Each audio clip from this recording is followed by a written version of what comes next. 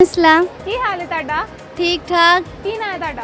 Jennifer ਤੇ ਕੀ ਕਰਨ ਆਏ ਹੋ ਮਾਲ 'ਚ? इधर एंजॉय करने आए हम ਤੁਹਾਨੂੰ ਪੰਜਾਬੀ ਆਉਂਦੀ ਹੈ ਨਾ? जी आती है ਮੈਨੂੰ ਪਤਾ ਤੁਸੀਂ ਪੰਜਾਬੀ 'ਚ ਹੀ ਗੱਲ ਕਰਨੀ ਹੈ। चलो ठीक है ਠੀਕ ਹੈ। ਤੂੰ ਕੀ ਕਰਦੇ ਹੋ? ਪੜ੍ਹਦੇ ਹੋ?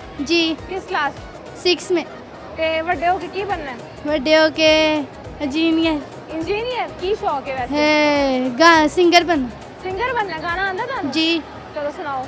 नित दिन नाराजगी तेरी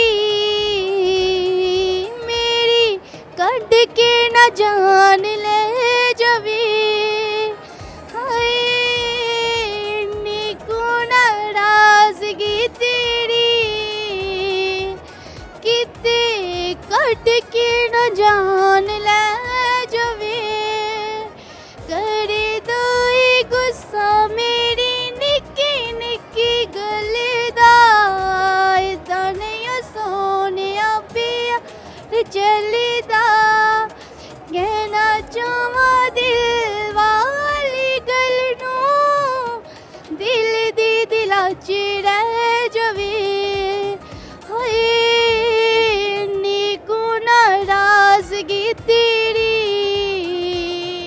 मेरी कट के न जान ले जवे ਵਾਹ ਜੀ ਵਾਹ, ਬਹੁਤ ਪਿਆਰੀ ਆਵਾਜ਼ ਹੈ। ਕਲੈਪਿੰਗ ਕਰੋ ਬਈ ਇਹਨਾਂ ਵਾਸਤੇ।